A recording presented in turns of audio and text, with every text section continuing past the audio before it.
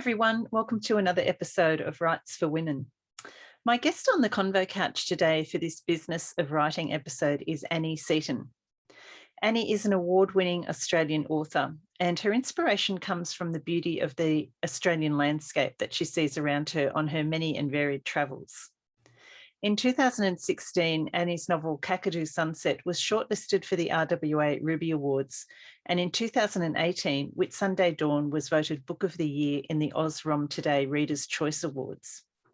You can guess from the titles of Annie's books that they are firmly rooted in the landscape, but they also have enthralling characters and riveting plots that will keep you turning the page.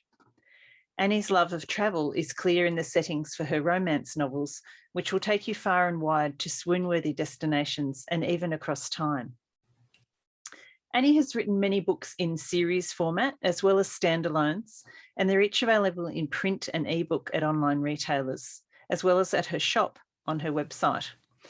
She's managed to straddle the traditional and indie divide to become a successful hybrid author and has a mind-boggling writing schedule and also a business in editing and graphic design. Seriously, this is one woman that I find very, very hard to keep up with. It's because of her extensive knowledge and experience in so many facets of the publishing industry that I've asked Annie to join me on the Convo Couch today for this Business of Writing episode.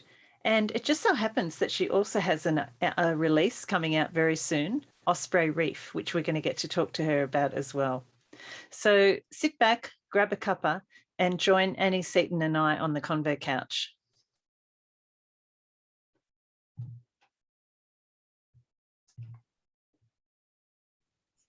So Annie Seaton, welcome to the Writes for Women Convo Couch. Thank you so much for having me. I'm so excited to be here, and we've had our little catch up and now we can have a real chat. We have. For everyone who's listening, Annie and I have been talking for 40 minutes already. So we've probably been through everything. But we never run out of anything to talk about. So it's really great to have you here, Annie. You and I think, first met at the Outback Writers Festival, wasn't it? At Winton in 2016. How quickly has that gone? Yeah, I know. It's crazy. So, and we've managed to catch up a few times since then. First time for you on the Convo Couch. So for anybody who isn't aware of your sort of background and your life as a writer, can you tell us how you got to be a writer? Okay. I wanted to be a writer. I have wanted to be a writer since I was 4 years old, when my mum first took me to a library. It took me quite a while. I wrote my first story when I was 11. I wrote my second story when I was about 34, I think, and joined a local writers group when we moved up here to the North Coast. And then when I retired, young, I won't say how young, but it was retirement age, as a high school principal, I decided it was now or never, and I'd see if I could write a book. And never dreaming that I would have such incredible success and end up writing. I know you're going to ask me how many books I've written. It's either 49, 50 or 51. I've lost count in the last 10 years. It's amazing. I tried to work it out by looking at your website. You've got all those box sets on there. In the end, I thought I gave up. I thought, I've got box sets, I've got anthologies, I've got audio, I've got translations. And if you look at all of those individual bits and pieces that are all the stories in various incantations, I think it's close to 70 different things now. It's amazing. Yeah. That's so amazing. No, never dreamed when I got I joined RWA when I started writing. I subbed a book to Entangle Publishing. That book became an immediate hit in the US, which I still can't understand. I sold 106,000 ebook copies of my first book in the US. Wow. And I got to #1 in romance series writers back in about 2012 on Amazon. And if I'd known that was going to happen, I think I probably would have even picked a different pen name. But anyway, here I am 11 years later now. And 70 something books. Oh no, 50, probably 52 different stories. Okay. Yeah. Which leads to the next question, Annie, is how are you so prolific? I know that you are someone who, once you get an idea, you just go hell for leather, but talk us through your writing process. Okay, I'm very, very disciplined. Well, I try to be. Today I have to write 2,000 words. I haven't done it yet because I didn't write my 1,000 words yesterday that I had set myself, because marketing and things like that we'll talk about later has interfered with my process today. But I get an idea. The idea usually comes from a landscape. I then look at the setting. I look at an issue that threatens that setting. And then lastly, my characters come and I give them their issues. It all then comes together in some sort of melding inside my brain. I do no planning. I have no notes. I have no character worksheets. I have no nothing. In fact, sometimes when I'm typing away, I'll go, what's his name? Who am I writing about? What's the character's name? And, if I need to know what colour eyes he had, I have to go back and do a search on eyes to remember what colour eyes he had. So I just have all of this stuff in my head and the story comes together. And by the time I'm ready to write it, it's all there, and it's just getting that disciplined time to get it out through my fingers into the keyboard. And then it all comes together and a book is written. Magic. But yeah, it is magic. Well, it's not just magic. As you say, it's actually discipline. And I know because I've seen you when you've been on the road, and I know that you actually even sit and type while you're in your car touring around with your husband. I do. I've got some good stories. I had some edits for Entangle Publishing years ago when I was still only in ebook, and we were in our camper trailer on an unpowered site, and I sat on the laundry floor on cold tiles at Taylor's Beach with my laptop plugged into their washing machine PowerPoint so I could do my edits. And I think every RWA or RWNZ conference I've been to, I always get edits when I'm away. I've sat on many airport floors next to PowerPoints and done edits. So yes, it doesn't matter where you are, as long as you've got a computer and power, you're right. Yeah. So do you find that once you're writing and you're sort of in that story world, you're able to then just block out everything that's going on around you? Absolutely. I can be in the car and Ian always laughs. I think probably about the time we met you, I'd be typing away going through Longreach and he'd go, there's an emu, dear. And I go, oh, away from the keyboard, there's an emu, back to the keyboard. Oh, well, seen one emu, seen them all. Yeah. So, it's very disciplined, very structured. At the moment, I write for at least 4 to 5 hours every day. I was telling Pamela before that I had a book due when we got back from our trip about 5 weeks ago, and because I had learned a little bit more about life balance, I didn't work as hard as I should have while we were away, and I had to write 60,000 words when we got home, and I managed that in 16 days, which you did ask before if it was a record. For me, it probably would go close to a record, but it usually takes me 3 to 4 months to write a book, not 2 months. Oh, and do you revise as you go, Annie, or you just... I do. That's part of my process. When I start writing every day, I go back to the first word of chapter 1, and it doesn't matter if I'm up to chapter 59. When I start writing that day, I go back to chapter 1, and that's the way I keep my continuity right. That's the way I layer as I go, because I don't know where my character is going to take me when I'm writing chapter 1. By the time I'm up to chapter 50, whatever, I might find that something that's happened to them has shown a facet of their character later in the book, and then I can go back and touch on that in my earlier chapters. So by the time I get to the end of my final chapter, my book has been looked at and edited, and many drafts have been done within that one manuscript, probably 60 or 70 full reads. And that's why when I finish it, it's pretty much structurally sound, and then it goes to my editor, who we exchange our books and we edit each other's books, and then I have a proofreader, a local author who proofreads them, and then it goes either to my self-publishing process or my traditional publisher. And then the wait begins. That's amazing. Yeah, so it's a different process to go back to chapter 1 every day, but I feel as though it really immerses me in the story, and I become those characters, and I know what they're feeling and what they're thinking, and it's so much easier to progress with the rest of the story. That is interesting, because do you know Rachel Johns has a very similar process? When I was talking to Rachel earlier in the year, she said she finds that she goes back to the beginning and then starts writing, although she was actually saying she feels like she needs to revise that process because it takes her so long to then keep moving forward. But like you say, you end up with a pretty polished manuscript, don't you, that way? Yeah, and you're deep into it. You don't have to go back and do that deeper point of view or layer your characters. It happens as the story progresses, and it might be time consuming, but it's easier for me to do it that way than to come to the end of something that's a huge mess and have to go back and try and fix it. Yeah, and it's so important to trust your own process, isn't it? You know, like we all work out ways that work for us eventually. Yeah, and then...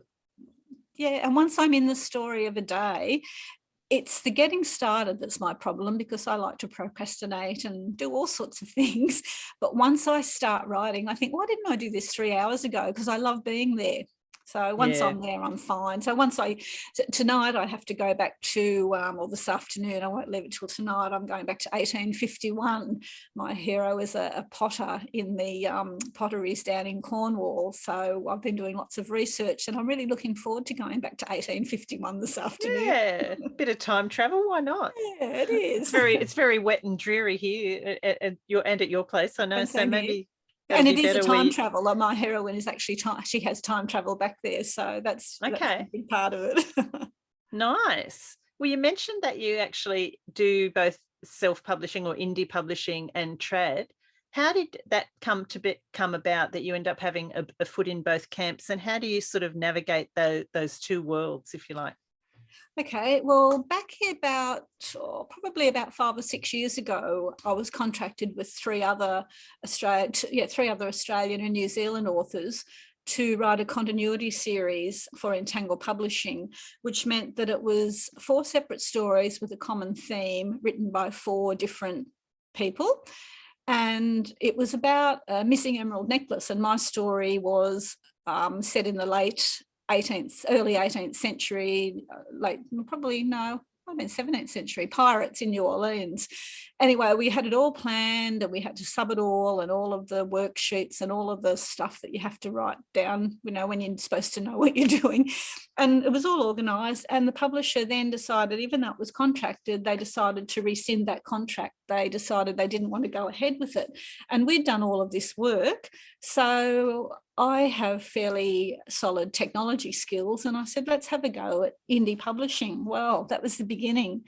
And since those days, I have indie published a lot of books for myself. Probably about 80% of my work is now indie published. I work with other authors. I edit, format, do covers, upload, and do the whole process for them, because with my technology skills, because years ago I was a technology consultant for the Department of Education, and I picked up my original website I wrote in HTML code. So I had a lot of knowledge of programming, and just the process of software I understood. So for me to do the sorts of things that are needed to upload and get a manuscript ready, I can get a book up in less than half an hour.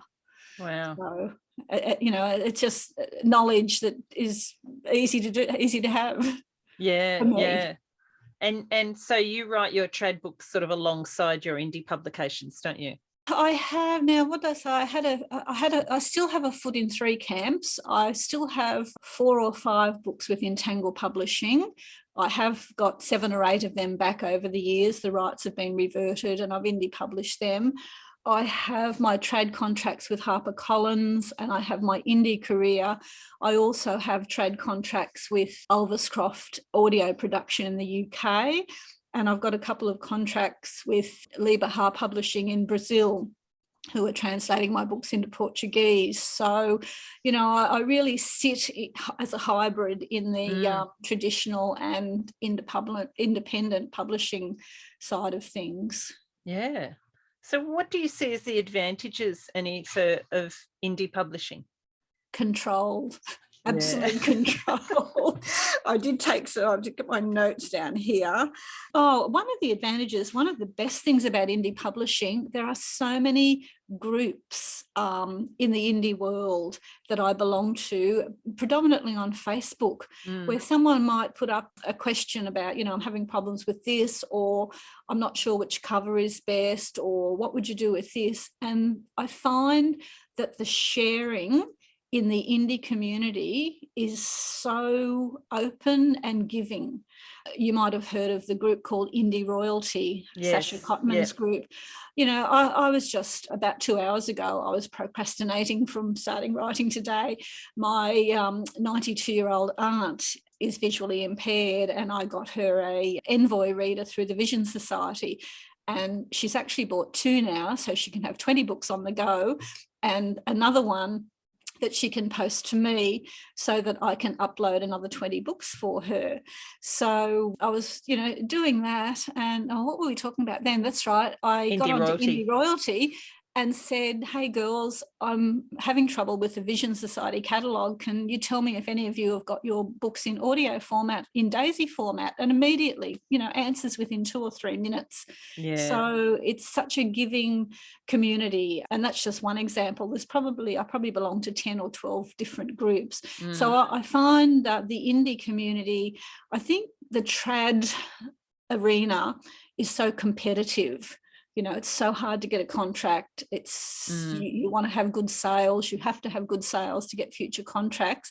You know, if you do an indie book and it doesn't sell as well as maybe some of the others, you think, oh, well, I won't write that genre anymore. And you go back again. You've always got that opportunity and the chance to keep going with your publication. Plus, and there's no end time, is there? That's the thing with indie pub books. I mean, you can promote them for the rest of your life if you want to. Exactly. Yeah. Well, my first 3 books, trad books with Pan Macmillan, 2015, 16 and 17, Kakadu Daintree and Diamond Sky, they sold very well in print when they were in the stores. The rights were reverted after they were remaindered and they went out of print, and they decided not to reprint them. I got the rights back, I reformatted, I did new covers, and I still advertise those books. And I've now sold more copies of those books as an indie author, as indie publishing them, than I did with the traditional publishing. Incredible. And those books sold very well when they were in the stores. So, and I've got contracts to have them put into audio, and I can chase whether I want them translated into German or whatever. Whereas when you're with a trad publisher, even though, you know, I'm with one and they have their place, when you are independent, you have so much more control and so many more options open to you. Plus the time frame is so much faster. You don't have to wait in turn. It's your baby, your book, and your life. Yeah, that's true, isn't it? What would be some of the disadvantages, if you can think of any, of being indie published as opposed to the trad publishing? I can't think of any, to be honest. I really can't. You know, you've got control over your time frame, you've got control over your editing.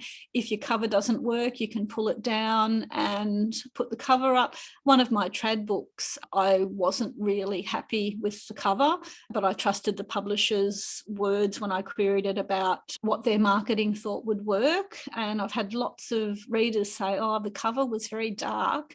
So I suggested recently that perhaps we could have a different cover that was like the 2 books that are selling a lot better. And, you know, no, we'll think about it down the track. Whereas if I was indie, if that had been one of my indie books, I would have had a new cover within 24 hours. So you've got that much faster time frame. And I think being in both camps and having had the experience of looking at sales, looking at covers, looking at what marketing, your understanding of what works is instant. You know, you put something up, nothing happens. You try something else. Oh, wow, sold 15 copies today. That works. That's the niche. I always remember when I was with my original trad publisher, my agent asked whether we could have a BookBub featured deal, which are the holy grail for indie or trad publishing authors. And my agent came back to me and said, oh, the CEO of that particular publishing house doesn't believe in BookBub ads. That was the response. Even though a completely different mindset, isn't it? And I had offered to pay for it too, which meant, you know, they were going to get 90% of the takings. And then, you know, I did, when I got the rights back, I have had 2 BookBub featured deals, and I had 40,000 downloads of that book from a BookBub featured deal. That's incredible. That is incredible. So it's a whole new world. Yeah. What about in terms of skill sets, Annie? Like, in what would you say you've learnt from each of those camps, the trad and the indie, in terms of upskilling yourself?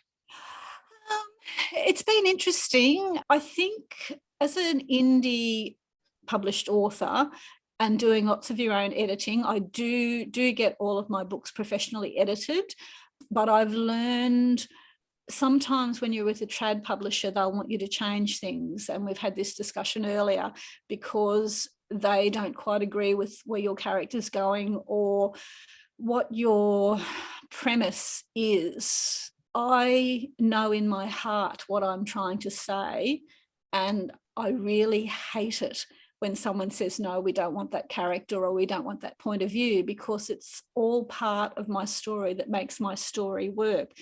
So I've learned from the trad arena to trust my heart, because ultimately we come full circle and I have to justify and say why I think this should work and why I want this character to have this particular issue or growth or character arc or whatever.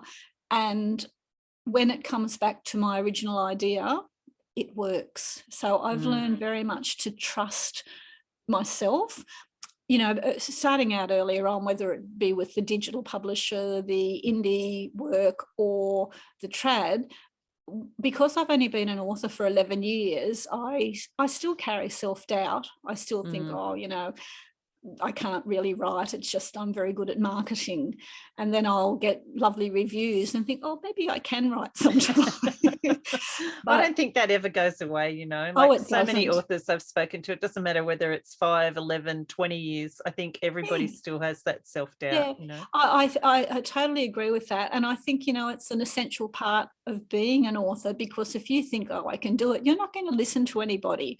My book that I've just sent off to my publisher, I sent off to my editor who reads my work to start with, and she said, but, you know, I think this would work better and that would work better. And when I went back and read it, she was right. So I took her thoughts on board. And when it went to my proofreader, she went, oh, that was so good. I didn't know who the baddie was, because you did have the red herrings and you did have the markers, but it was so well done, I didn't pick it. So that was by listening to my editor who'd made those suggestions. So, you know, you do get too close to your work.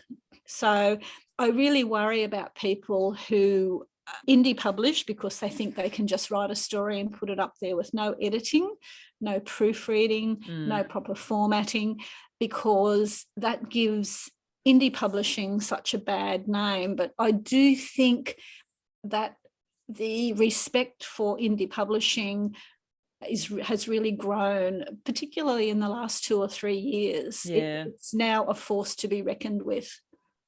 Yes, I would agree with that. And I think the fact that a lot of people who have been trad are now opting, not a lot, but a substantial number of people are now opting to take, you know, to put their books out in the indie way rather than going not trad. Only 50-50, like, or, you know, one foot in each world. I know a couple of very big authors who have broken with their publishers and are now 100% indie published and doing brilliantly. So, you know, when you get big enough, you can afford to lose that big W, Target, Kmart, bookstore market. Yeah, that's the thing, isn't it? It's that having your books on that physical bookshelf that's easily accessible to readers. The solution for that for me has been to create my own online store. And I use a commercial software store. I forget what the process is. I have got, as you know, I've got Osprey Reef coming out in a couple of weeks, and I've got Lara Pinter, book 5 in the Porter Sisters series, coming out next March. And I pulled up my customer list from the database on the store site this morning, and I just wrote a little chatty email saying, you know, you might have lost touch, but I've got a book coming out in a couple of weeks. It will be available in bookstores. You can get a signed copy from me. Plus I've got a time travel coming out next month and another book coming out in March. I just sent a very chatty, almost like a newsletter to my customer database. And the program that I've got that I use as the store software makes a little ka-ching noise on your phone when an order comes in. Well, I was sitting there before. I've actually turned my phone off now because every 2 minutes my phone was going ka-ching, ka-ching, ka-ching. And I go, oh, I like this game. I wow. really do. And that was from a newsletter that went out to my past customers. And I've had so many orders come in today. It's been incredible. So that's amazing. Annie, I have a store on my website and I've never thought to do that. Oh, yes. Yeah. Do you have a customer database that you I have no idea. I'm going to go and find out when we stop speaking. Yes, I pay $22 a month to use this I forget what do they call themselves, Equid Online they are. Okay. I don't know if I have one, but if I haven't got one, I'm going to get one. Put it that way. Works. Trust me. There's marketing tip number one. Now, while we're on marketing, you are great at marketing. You're really good, I know, because I've been with you when you've been doing it, at checking your numbers on Amazon and all that sort of stuff.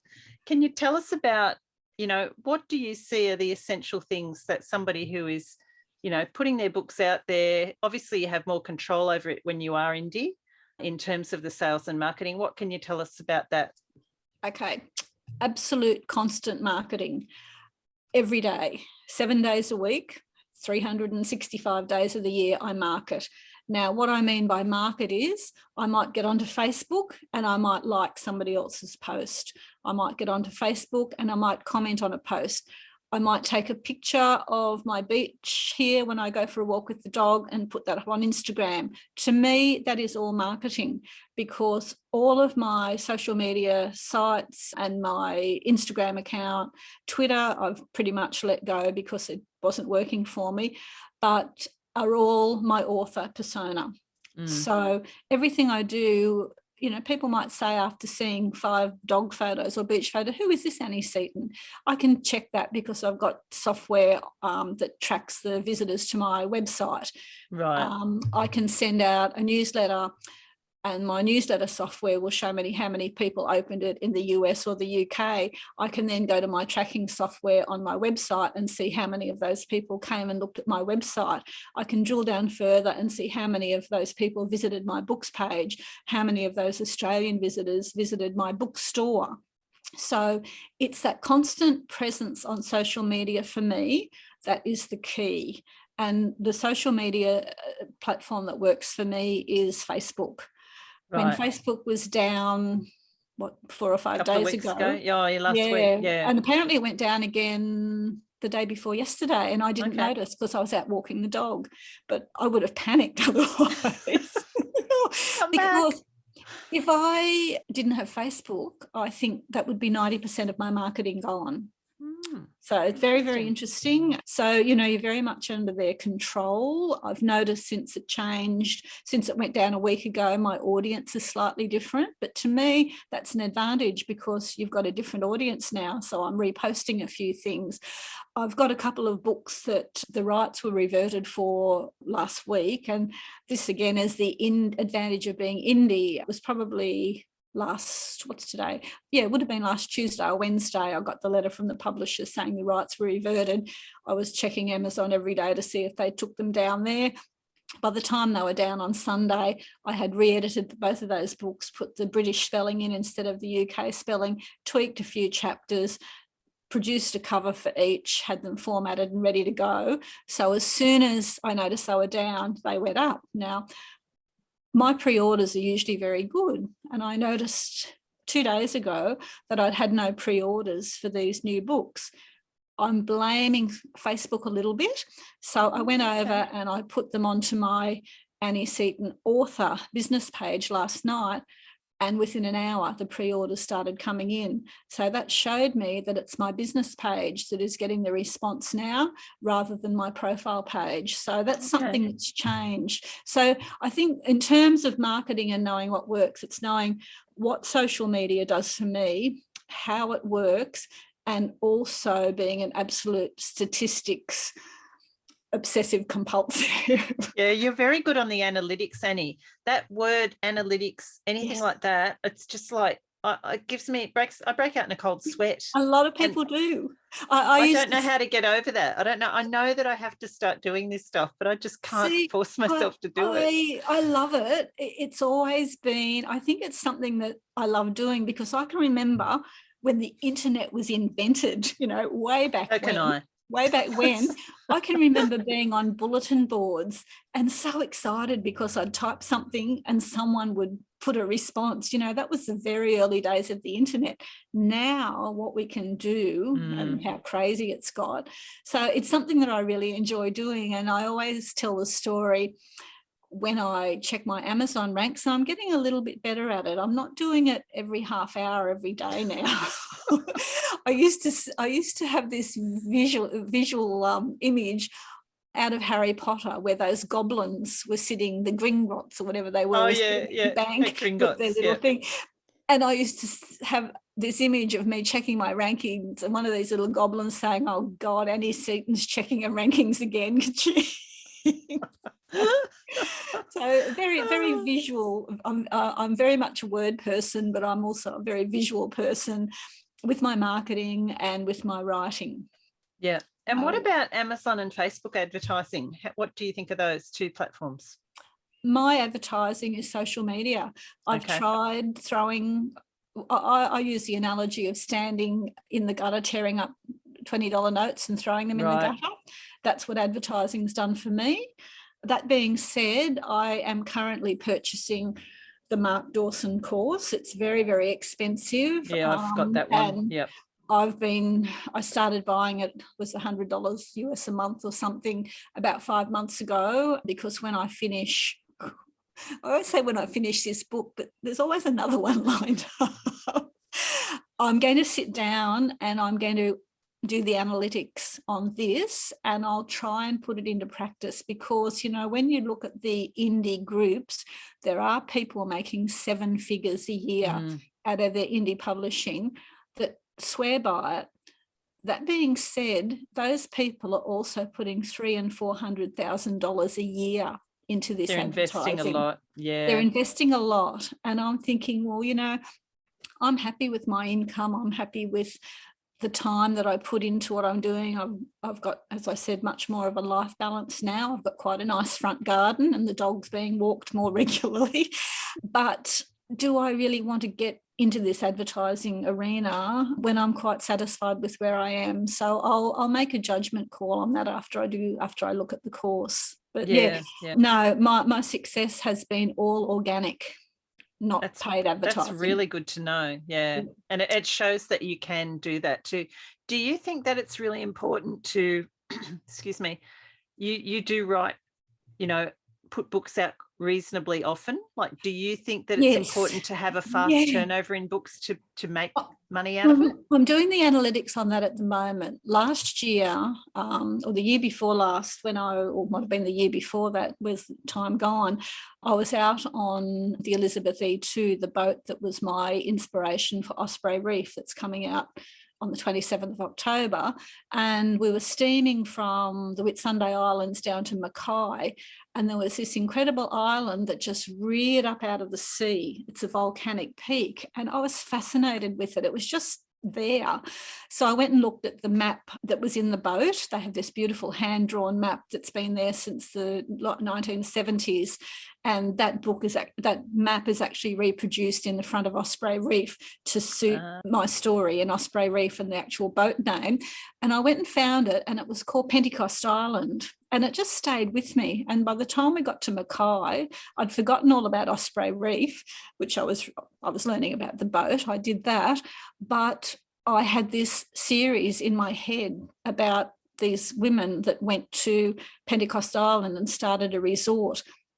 And it ended up becoming a 10-book series that I released over about 13 months last year, which really put the pressure on, because they were 40 to 45,000 words each, and I wrote them all probably in less than a year.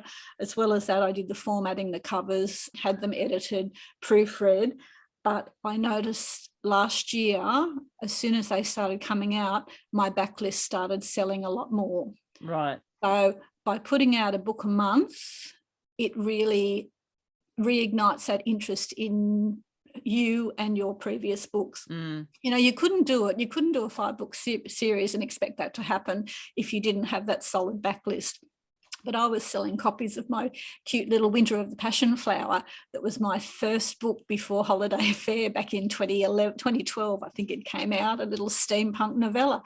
And it's selling now. I noticed this morning I've sold 2 copies of that on Ingram Spark overnight, you know, and that's been out there for 11 years. Yeah. Well, 10 years or so. So, yes, definitely to answer your question, getting out books fast, but it's also very, very hard, and hard for me who is prolific. Yeah. So Yeah. what about, you mentioned newsletters, Annie. Do you have a regular newsletter? I try to put one out. It was once a month for a while. I'm in a box set that's coming out 2 days before Osprey Reef with some New Zealand and Australian girls, and I really need to, I've had to up the ante with my newsletter. So I've been putting one out most Sundays. I still haven't got to last Sundays. I'm still to be convinced, and this is very different to what most people will say, and on the indie groups too, about newsletters being essential. Because I look at the analytics after I put the newsletter out. Sometimes my sales will go up, not significantly, not as much as a Facebook post might do. And I wonder about, you know, I get lots of unsubscribes. I don't believe in these ones where you pay to join a Facebook group or pay to join a website where they will give away a free book of yours and people sign up for your newsletter, because all you get, the first newsletter, you get 10,000 unsubscribes. Yeah. I've built my newsletter organically, and I know, and I've only got, I think, 4,500 subscribers, and I'd say probably 2,000 of those are people who are interested in my books. But when I put a newsletter out, I think the sales don't show because those 2,000 people have already got my books. So it's, you know, a bit of a catch-22 there. So I'm still not convinced. I've tried 3 or 4 different types of mail software. I've tried not having mail software, but it's all time consuming and it takes away from writing time. Yeah, that's the trick, isn't it? You know, so many of these things that we have to do that's time you can be spending writing. So it's getting that balance all the time, isn't it? I say to my husband, you know, if you would only package up my books for me and go to the post office for me, and he looks at me and says, I'm retired, dear. So, you know, you've got all that stuff too. You've got to go to the post office and you've got to sign the books and package them and drive there, and tax, inputting my tax. My accountant had a problem with their software and I didn't get my spreadsheet until a week before the end of September, when you've got to have they do all my BAS and everything for me, but I had 3 months of statements to fill out. And when you're indie and traditional and working as an editor and doing covers and with an audio publisher and foreign publishers, and you publish individually to Amazon, Kobo, Apple, Barnes & Noble, Google, you've got income streams from many places that all have getting to a headache thinking into about this spreadsheet. And this is why there's not enough hours in the day. Yeah. Are you a good sleeper, Annie? Do you sleep well? When I go to bed. Yeah. About 4 to 5 hours a night's pretty good. And then every 3rd or 4th night I'll have a big sleep. Oh, whatever works, whatever happens. Yeah. So you've got your beautiful Osprey Reef poster there behind you. If anybody's watching on video, you'll be able to see that. And you mentioned it before. It's coming out at the end of this month. Tell us about Osprey Reef. Osprey Reef is a dual timeline story set in contemporary times pre-COVID, which I think we all struggle with. Do we put COVID into our books or not? But this one was set pre-COVID because I wrote it back then. It's about a commercial shipping captain, a female commercial shipping captain. And the inspiration for Bethany Christensen, my heroine, came from an actual female sea captain whose book I edited about 5 or 6 years ago. And she was the first commercial shipping captain in Australia working up in the Gulf of Carpentaria. Her book, which she still hasn't got round to indie publishing, was called Some Sailors Do Wear Skirts, which I love. Love it. And I spoke to Courtney and I said, look, I just enjoyed your story so much. I'm writing a story about a female shipping captain. Do you mind if I touch on some of your experiences when you're away, you know, about the issues of being a female in such a male world? And she was happy for me to do that. So my heroine is having problems in a male world. Her business is not going terribly well. She has the opportunity to do a scientific charter to a place called Osprey Reef. And I was very fortunate in that the boat that I mentioned before, the Elizabeth E2, which you can Google and have a look at on Facebook or their website, is owned by our nephew. And that's when I went on the boat and his other captain was on, and I was up in the wheelhouse saying, what's that do? Why are you doing that? What's that for? And I had lots and lots of photos, which is one way I work with research. And I did that trip. I then got the inspiration for Pentecost Island, came back to write Osprey Reef. Actually, it might have been before this. I've lost my timeline there. My nephew rang up Ian and said, look, I need a deckhand to come out to Osprey Reef for me for 3 weeks on a trip. I think that might have been a scientific charter as well. And so my husband took long service leave from his work and went out on this boat trip out to Osprey Reef for 3 weeks. So he was my eyes and he was my researcher for the actual reef, because 200 and something nautical miles offshore is way too far from land for me. I'm a squib. I couldn't go in a little boat like that. So I actually had the hands-on and the eyes out at Osprey Reef. So in my usual ecological eco-adventure romance, I had an issue that was threatening the reef, I had an issue that was threatening the business, and I had the issues that were threatening my characters. At the same time, I have a timeline set in the 1930s, and it's about the building of the harbour seawall at the Mackay Marina. And my heroine in the 1930s is actually Brittany's great-grandmother. And there was a mystery that occurred back in the 1930s, a family mystery that was never resolved. And through Bethany's experiences on her trip out to Osprey Reef, the family mystery is solved, with her in great danger, as of course being a suspense book. I loved writing it, and I hope that it resonates with readers as much as I do love that story. I still cry. When I proofed it, I cried. So that's always a good sign. I always find with mine, if I'm at the point in those final revisions, that last revision, when I don't cry anymore, I know I'm done with it. Yes. Oh no, I still cry. I still cry when I read Undara. I still cry when I read Whitsunday Dawn. So I'm a softie. I can't look at it after that point. It's dead to me by then. Well, I'm waiting for Osprey Reef, the author copies from HarperCollins. They're due any moment. Every time a truck pulls up outside, I'm running to the window, but I still haven't held it in my hand. It should come in the next day or two, I hope. Oh, and it's such a beautiful cover. You know, you've got that gorgeous image behind you there. It's divine, and it was perfect because, you know, those blue waters, and it's set in the Whitsundays and Mackay and out at the reef, and my favourite place in the world. I love that you have so much. I mean, this is something different to have Ian be able to give you all that information from him being hands-on with Osprey Reef. But I love that you have all this hands-on stuff in your books, Annie. You know, you actually... You're off travelling so a good proportion of the year, and you take all those sights and sounds and experiences from your travels and distill them into your books. Well, I always say that you cannot write an authentic scene unless you've smelled the air around you, felt that wind on your skin, and listened to the sounds. Now, the book that I sent off to HarperCollins yesterday is set out at a place called Ruby Gap, which is 115 kilometres east of Alice Springs, in an absolutely isolated, arid, red desert area. But there's like a little oasis there called Ruby Gap with a permanent water hole and green grass and beautiful red cliffs and blue sky.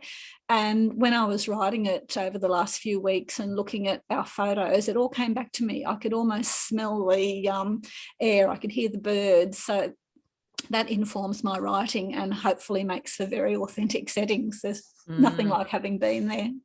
No, I thoroughly agree. And, as I said, we met up in Winton. I went for the Outback Writers Festival, and prior to that, that was my first experience the year before in being in the Outback, and that's when I was writing The Crossroads, and like I could write the book never having been there, but as you say, that actually going to the place and experiencing what it's like, talking to the people who live there, gathering all those different experiences, it just makes it so much richer, doesn't it? Oh, it just informs it. And a lot of my reviews say that my landscape almost becomes a character in its own right, and that people say it's like an armchair journey to these places that they'll never get to, which is really lovely to know that I can take readers to those remote places. Oh, it's fabulous. The other aspect of your work, Annie, which we did touch on, was your editor, cover design and website designing as well. How do you find that, well, A, how do you fit that in? And B, do you find that those things are a great adjunct to your own writing and creativity? I wrote some notes here. What I'd say, yes, okay. I learn new skills. Now, I had somebody who wanted a cover, and they were very, very specific on what they wanted on the cover. Now, I'm self-taught with Photoshop. I would love to go and learn how to do Photoshop properly. There was a local TAFE course, and when I looked at it, it was $7,000 to learn how to use Photoshop. So that YouTube's quite a good teacher. So they actually wanted this person cut out and put into a different background. And I managed to teach myself how to do that. And that was learning a new skill. And I've been able to do that myself so many times now.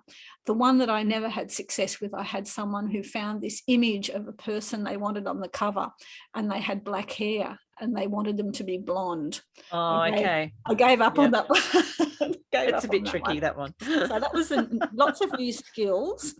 The connections that I make through working with these people, a big part of what I do is mentoring aspiring authors and being able to guide them by teaching them, yes, you're going really well, your story has got great potential, but you need to use deeper point of view, or you need to do something different, or you need to do this. So I get a lot of satisfaction out of mentoring these authors who've never been published.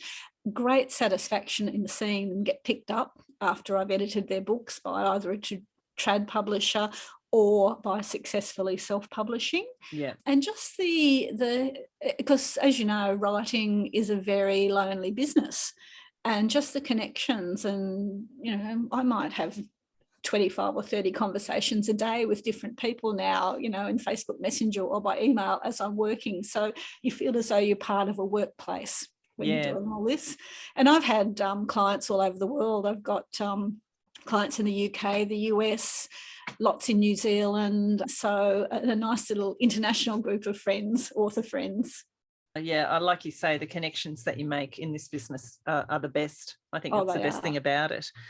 One thing that I haven't written down as a question, but you alluded to earlier, was your coming back from your recent trip and saying that you think you found a better work-life balance. Can you talk a little bit about that and how what's brought you to that decision? Well, the first 9 years that I was writing, my husband was still going to work, to school every day. So I would be at my desk by 8 o'clock. I sometimes would be very naughty and not get up again till 4 o'clock, not stretching or writing, apart from running down to the clothesline or, something like that. But it's when I was trying to establish myself and I was writing lots of words, learning marketing, responding to structural edits for publishers, and using my editing business, because, in the first half of my career, that was probably the major part of my income that allowed me to start developing my career. But I think my personality, A-type personality, I always had to be top of the class. I always had to be the best at everything. And I never had any sporting skills or sewing skills or anything like that. So all of my work that I have done in my teaching career and my career as a principal was always computer-based, word-based. So, being an author and an editor was just absolutely perfect career for me. But I tend to get obsessed with it. And it would be nothing for me to be checking my email at 6 o'clock as soon as I woke up, and then still being at the computer at 11:30, midnight the same day with very few breaks. Very fortunate in having a husband who cooks meals. And initially at night time, when he was watching television, I'd come and bring my laptop out here to the living room, and in the end he'd say, go and take that thing away, so I wouldn't feel guilty about being in the study and writing, because I don't watch television, or I didn't watch television. So, you know, pretty much all of my life, apart from visiting with the children and the grandchildren or the occasional author lunch, the rest of my life was spent either asleep or at my desk. We've just had 5 months away when I discovered there is a world out there that's still there, that was always there. And I really enjoyed going out on boats and walking and shopping and visiting and socialising, and realised that I've let that go by working too hard. So since we've been home for the last month, even though I did write 60,000 words in a couple of weeks, I did balance that with gardening and walking and, you know, doing other things. I'm reading a lot more, and I've actually started to watch Netflix, which is something I've never done before. I know what's going to happen. You're going to start watching Netflix and you're going to have your notepad there going, oh, that's given me a great idea for a story. I don't have a notepad. It all goes in here. I don't take notes. I've got this, you know what a prawn's got in their head, and that's what my husband says. I have a head full of, you know,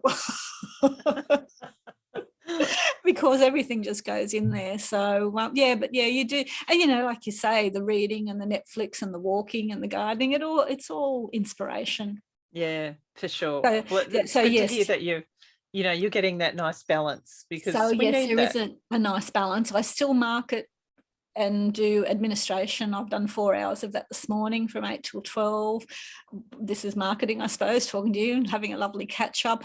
I will go and write 2,000 words this afternoon, plus I'm working on an edit for a friend at the moment. So I'll do a little bit of editing tonight. So, but the weather's yuck. If it was nice, I'd be outside. Yeah, that's true. Yeah. Well, what would be your 4 top tips, Annie, for authors looking to raise their profile and maybe increase their sales? Okay, now I wrote this down. What question one was this? Oh, okay. 4 top tips. The first one is determination, passion, and belief in yourself. If you don't believe you can do it and you don't push yourself to get there, that's probably the biggest impediment to being successful. You have to have faith in yourself. Even though we have that self-doubt, you've got to overcome that, and you've got to be determined. Quality work. As I said before, we see lots of work go up. And I think, as well as the belief in yourself and the quality work, you can still put a book up as a beginning author. And I think a lot of people who begin self-publishing sit back and wait to see the sales happen. And then they say, it's been 4 weeks and I haven't sold a book. So as well as having the belief and the quality work, it's still not enough. You have to know how to market, and you have to put the hours into marketing, and you have to have a profile on social media. What works for you? I know a couple of my author friends have just started on TikTok. I've joined TikTok recently. Yeah, me too, but I haven't done anything with it. No, well, I'm lucky that I have 2 20-something daughters who are right into TikTok, so I'm using them as my consultants. Oh, okay. Do they want to come and visit me? I'll lend them out. I've just done. I did a video promo for Osprey Reef about 3 weeks ago. Did you make that yourself? No, I spoke to another trad published author, a close friend, who had a fabulous video last year, and I said, who did that for you? And they told me, and I said, how much did it cost you? It's $1,000. No, I'm not paying $1,000, especially for a trad published book. So when I was up at the Capricorn Writers Festival that we spoke about before with Holly Ringland and Rachel Johns and Amy Andrews, I met an author who writes under C.S. Mitchell, writes Cozy Mysteries, and we got talking, and he told me about this site for indie indie authors called Fiverr, Fiverr. I've heard of Fiverr, yeah. I had to. It's run by Reed Marketing. And he said, oh, look, you can get a video done on that, cheap as. So I got on and had a look. That video cost me $32. Wow, Yes. a bit better than 1,000. It is. And then I spoke to my, I won't say 20-something daughter, a little bit older than your 20-something-year-old. And she went, oh, Mum, just use Animoto. And I said, will you do it for me? No, I'm too busy. She's a principal.